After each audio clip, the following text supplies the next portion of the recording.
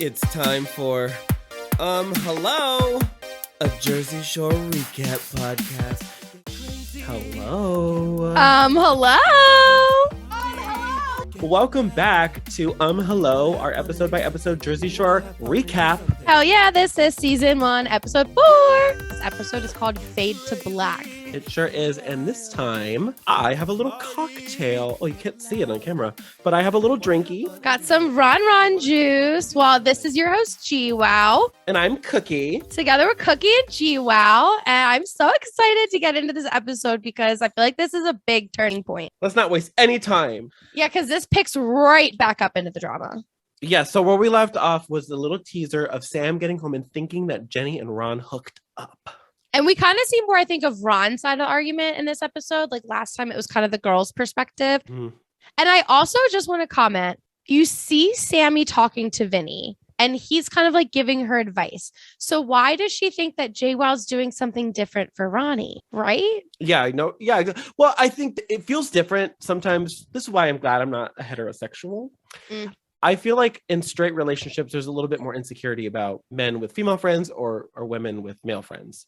I guess so. Well, once they get back, Sammy confronts everything and they get into like a hyper dramatic fight for no reason. Ron and Sam for no reason. Yeah. They got in a fight. I guess not for what no a concept. I just mean like it escalates to this like TV level drama, but this isn't like script. This is where I'm like, are they scripted? Because like their fight just gets so serious. They're like, this isn't a joke. This isn't a joke, Ron.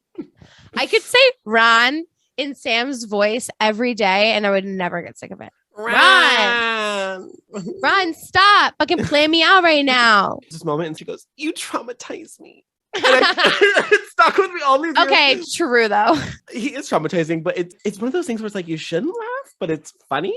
And to this day, whenever I'm like play arguing with people, like when it's not serious, I'm like, stop, you traumatize me. Oh my God, anyway, that's so funny. We'll get to that. What's crazy though is that they get into this crazy weird fight and then they're like, fine. They sleep in bed next to each other. And in the morning, Ronnie's like, I had so much fun with you last night.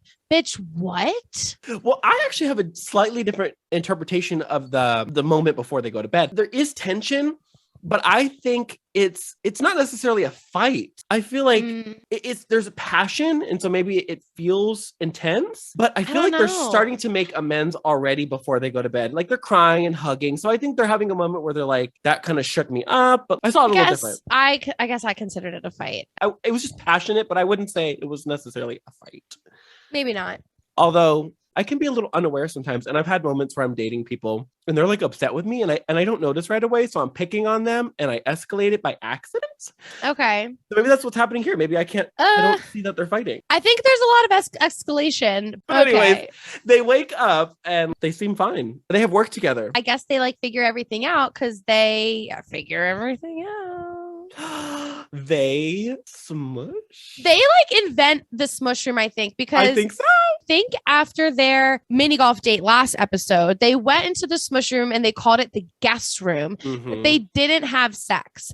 And then in this, they have the very cheesy fireworks indicating that they did, in fact. And Ronnie is the first to use the word smush, I think. They're the first smush, at least. They are the original smush room. The smush room happened because of Ron and Sam. I'll go down on that hill. They christened it.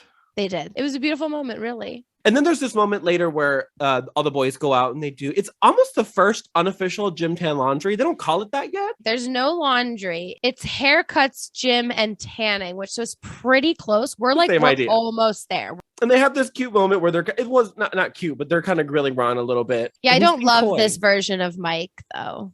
Remind me what he does. I don't remember. He's just like kind of like sneaky, shady. And yes. He probably is mad that Ron is now with the girl that he was like low-key interested in. But like even just like his demeanor, it's like everything comes out at the barbershop. And you know what it is too? To be honest, I don't think he's really all that interested in Sam. I think it's just a pride thing. 100%. That's why No, I'm not going to say what I was about to say because I'm going to get in trouble. You know what? Right, fine. I will say it because we can cut it out. I am so glad I'm not a straight man. Why would you need to cut that out? You're right. We're keeping it in. I am also glad I am not a straight man. Thank you very much. Because it just seems exhausting. It seems like you have to be hyper aware of people's perception of you and your masculinity. And it feels like there's this constant need to prove themselves. And that's not true for every straight man, but it's certainly true for the men of this television show. I think that they release some of this pent up whatever through fist pumping, which we'll get to later. We have not gotten to the fist pumping yet. Yeah. You want to take a break? Let's do it. Okay. Can't get enough of hello? Never. Well, check us out on social media. We're on Instagram and TikTok at hello pod. And if you are listening to us, but you'd rather be watching, you can go to patreon.com/hello. There's also going to be tons of bonus content, including bonus episodes and behind the scenes, like how I got my Snooki pove. And last but not least, if you're a brand or you just want to give us money, send us an email, a professional email at hellopod@gmail.com. All right, let's get back to the show already. Okay. All right, we are back. Hi. Oh, hello. Okay, so it's time to go to the club.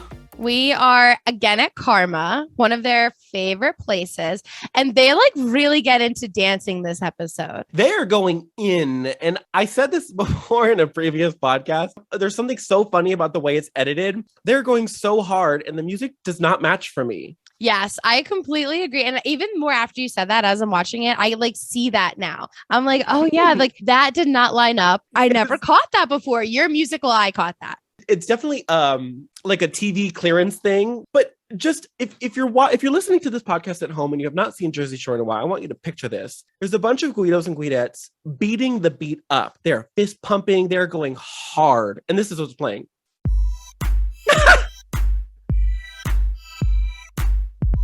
And Snooki's doing full cheerleader moves, doing backflips and handstands and whatnot. Full out. And GWoww lives for it. And she's literally is full on gymnastics. And she used to, because she used to be a cheerleader in high school. Yep. And she was like, 21? So this was not long after high school. So she still had all those skills. She says she loves to be the life of the party and that once the eye's on her, the spotlight is not going to come off of her. And I agree. What I love about this moment, though, is this is the first time Snooki is sort of, I think this is the first time she feels like herself. And the rest of the cast picks up on that. And they're really feeling her. Everyone's like, we're proud of Snooks. She's coming out of her shell. Yeah, they definitely start to like her. That's why I kind of say this was like a turning point. But I mean, in any case, I think that then Snooki's, when she's feeling herself, she kind of like latches onto this one guy, which she's calling him Ron. His name is not Ron, it's Russ. And this is a recurring thing in the show that I think is so funny. That Snooki doesn't know anybody's name. Snooki forgets names, and the editors really love to play into it. Like they kept putting up Ron, aka Russ, or whatever.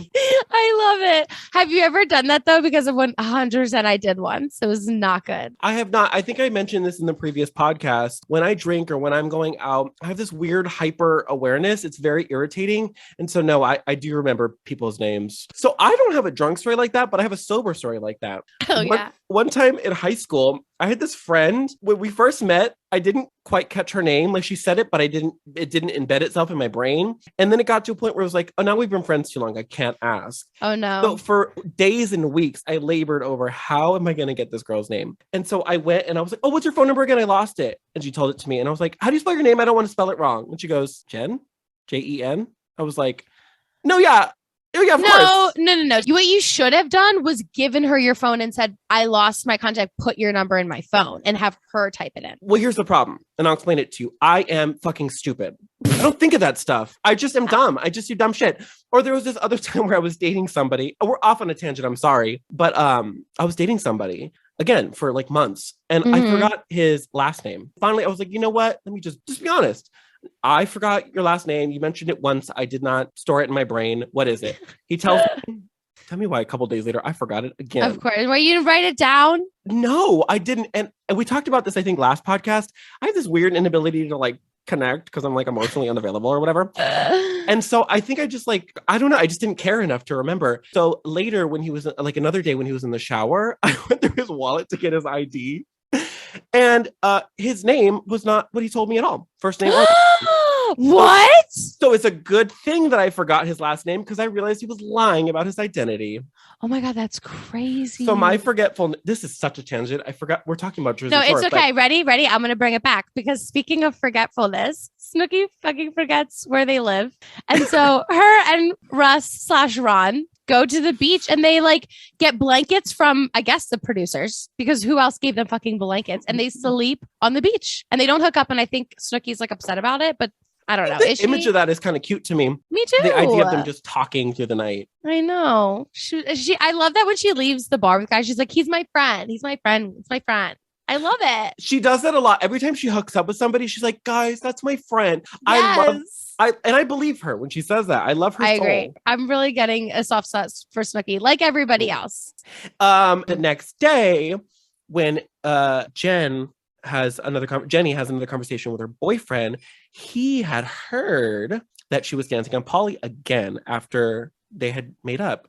And I think this fight is really funny because her like backup is like, okay, but it was house music. Like, did you even ask what kind of music we were dancing to? Because it wasn't R&B and hip hop. It was house music. And I do understand that they're different, but like the argument was like paper thin, girl. But what's so funny about that is that this is why this cast belongs together, because she starts telling everybody, he called me and he was mad. And everybody's immediately like, did you tell him you were listening to house music? Everybody. like as if that was the answer. As if that was the most obvious answer. Well, did you tell him that you were listening to house music? That's why they all belong together, because their brains work the same. Like everybody in the house is like, it's house music. It's not like sexy, which I kind of get though. It's not sexy music. It's like you're just throwing your body around. Yeah, they called it battling. Oh, you know what? I think we actually skipped past earlier in the episode. GWoww and her boyfriend talked and they sort of made up. And so later in that same episode, he calls and is like, I heard you were dancing on Polly. And it turns out the person that told the boyfriend was Snooki's guy. Ron / Oh, he wow. was a plant. He was a plant. What a dick. Jenny's boyfriend, that's his friend, the guy Russ. And he sent him to the club to keep an eye on Jenny, and he just happened to kind of end up with Snooki. That's why I was saying that moment on the beach becomes a little less cute when you realize he was a goddamn mole. That is true. Should we get more into it after a break, though? Yes. Okay, we'll be right back. Hi, hello. So we don't have any sponsors. Not yet. But we wanted to be like a real podcast and have ad breaks. So we'll be sponsoring ourselves. And today's sponsor is my music. I make original pop songs. How do I describe what I make? I guess I would say Euro Club 2010s trash. How do you feel about that? Sensational. Thank you. So if you want to check it out, it's at songsbycooki.com. I'm going to play a little clip for you from my newest single, Blue Cherry. This place is scary. It's hot like February. I see a berry. It looks like a blue cherry. I'm kinda wary. My brain is feeling very light and airy, 'cause I ate a blue cherry. I kinda like it, even though I'm frightened. But I get a rush when you take me there. Okay, we are back. We are back. And we have a monumental moment, the first mention of the word grenade. And you know what? In the way that they said it, I feel like they knew it was about to become iconic. They did. I agree. He was snickering like he knew. Like he was like, oh, this is about to be a moment. People are going to be saying this all over the country. How would you define a grenade? To my understanding, a grenade is, and I'm speaking in their terms. These are not right. You know, yes. A Jersey Shore definition. Don't cancel me. But I think it's the ugly friend. It's when you're trying to hook up with a hot friend and she brings her ugly friend. So you got to deal with her before she explodes. In other words, if she explodes, you're going to lose out on the hot girl because she's going to take her with her. That was, I think, beautifully said. And that happens a lot throughout the show where they find one friend ugly and they're afraid of her taking the hot friend home. And they make it like, oh, you martyr, he handled the grenade so that I could save the damsel in distress. And meanwhile, she's not ugly. I mean, she's not a supermodel, but she's not. But to be honest, like her attitude is what like kind of got me. And so I'm not ready to back her up and go to bat for this girl because like she was not fun to deal with. And I just like don't think it's fun when they go there and then the one friend's just like the Demi Dowder that's like, we need to leave, we need to go, we shouldn't be here. What would your mom think? I'm like, well, then why the fuck did you go in the first place? Well, that's what I was going to say. I don't agree with their descriptions of her physical appearance. That part to me is not cute. Yeah. But she was kind of annoying. She was a little annoying. She was annoying, but yeah, you're right. It's not about how she looks. Like if she was a supermodel, I still would have been like, girl, you're doing why too much. Can't you just like be like, I'm into your friend. Can your friend come with me? I guess because they don't want her to like go to some random house alone. To be fair, I would not let my friends go with two guys alone for sure. I don't know. But anyways, we're kind of skipping around in time. Okay. On the first night at the beginning of the episode, Polly and Mike brought home two girls. Later in that same episode, they go out and have a similar situation where they find two girls that they're like, but they're kind of settling, but it's the end of the night. So they just got to grab what they can grab is kind of the behavior. And on the way home, they see girls that they find to be hotter in a nice car. So they ditch the original girls, grab the new girls and go home. But then those girls end up being kind of lame. And that's where Grenade shows up.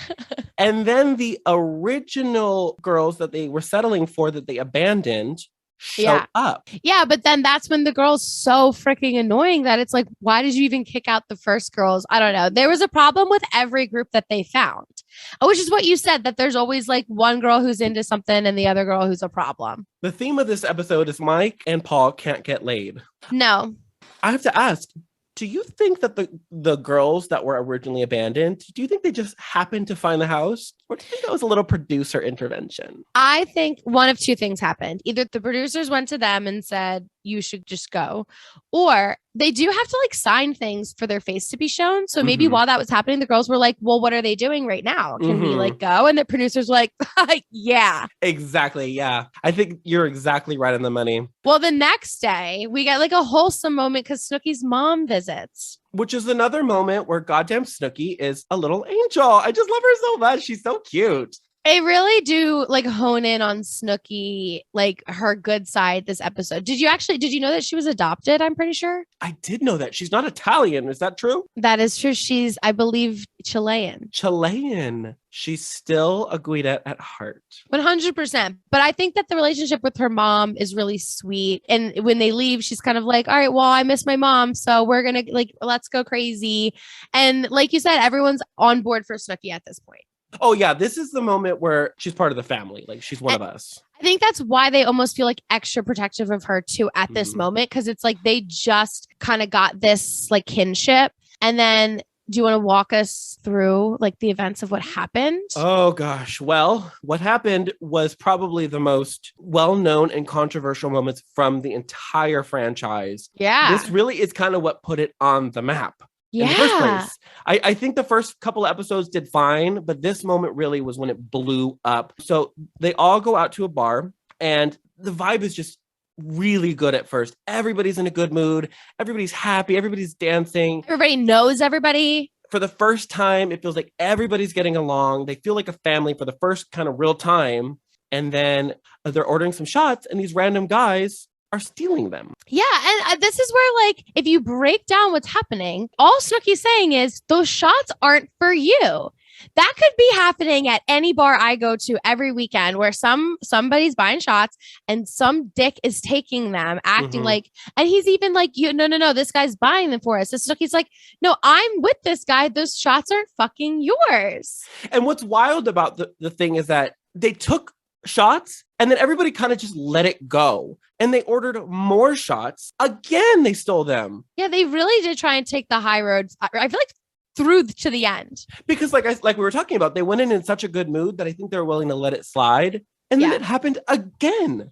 And at this point, Snooki's still yelling. And this guy, for some unknown reason to everybody in the world, decides to punch her square in the fucking face. And what's really interesting is that you see it in previews leading up to the moment, but then when it's shown in the actual episode, it's blacked out, probably like for violence or something. But we've already, as a viewer, seen it. I think that was when they were uploading it later onto Hulu and whatever. I think that was sort of maybe an editing mistake, because I remember clearly when this episode was on TV, on MTV for the first time, they showed the punch and all of its violent drama. Yeah. But it was very, very controversial. So in replays and when they started uploading it online, they started blacking it out. But it's still not, they missed some places. I don't know if that was on purpose. I feel like that was just a mistake that they left it in the previews. But maybe tell Snooki. I don't know if she wants it there. Let Snooki know. I'm glad they blacked it out. It's kind of like hard to watch. It's really aggressive, and that the chaos is kind of where the episode leaves off on. I mean, it's like Snooki's on the ground screaming, crying. They're all obviously huddled around her, feeling very protective. The guys go the fuck after this guy. The cops grab him and they're all like, "You're going to jail, motherfucker." It's like, I mean, it is satisfying, like the immediate karma, but it's like it's chaos. It's chaos. And what's so bizarre about it is, like you were saying a second ago, they were trying so hard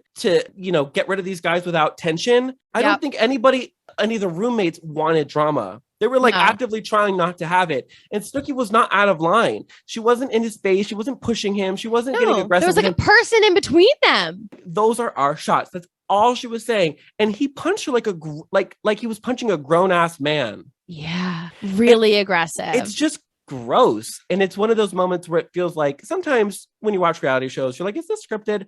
This moment did not feel scripted. This feels like I promise nobody said, hey, we have a really good idea. no one. No. Why don't you go punch that 4'2" girl in the face?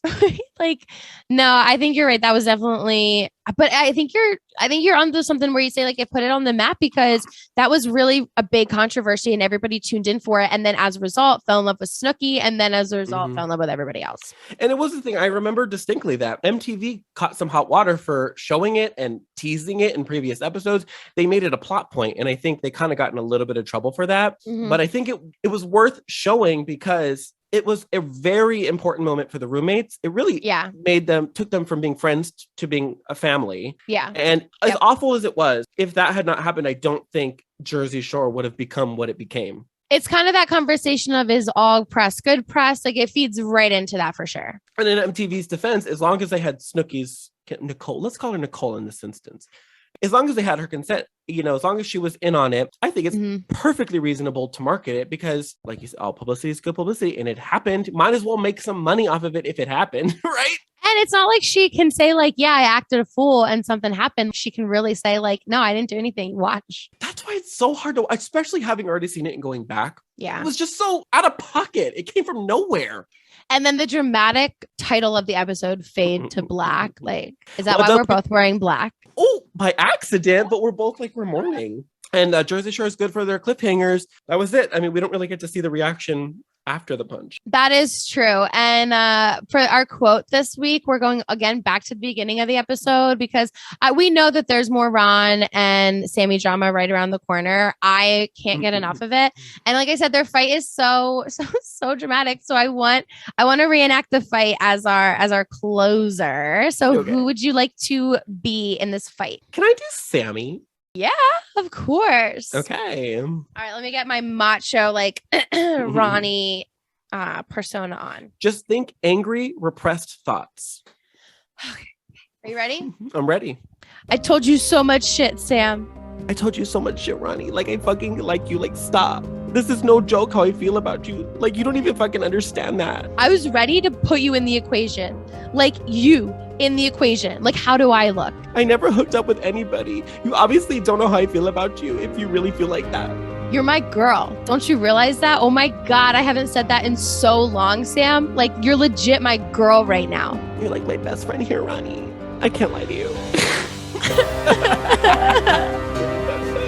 And scene. Those two have a way with words. So dramatic. You're my best friend. I hate when couples who've known each other for 2 seconds say that. What's his middle name, bitch?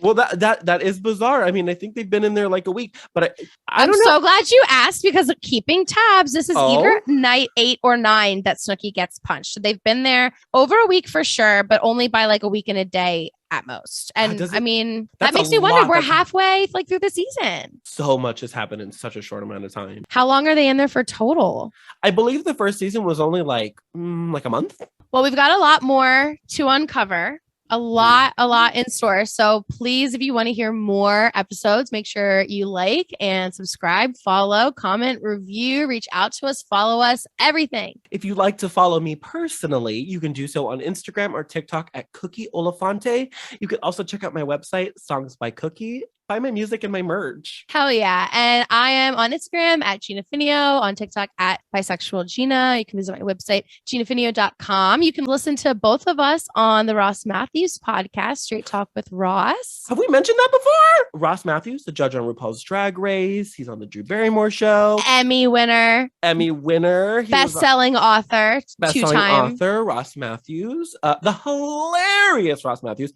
He has a podcast and we are on it. But make sure you're subscribed here first and that you rate this first. And then once you've done all the things, then you could go over. And you can follow us online at all the socials at Hello Pod.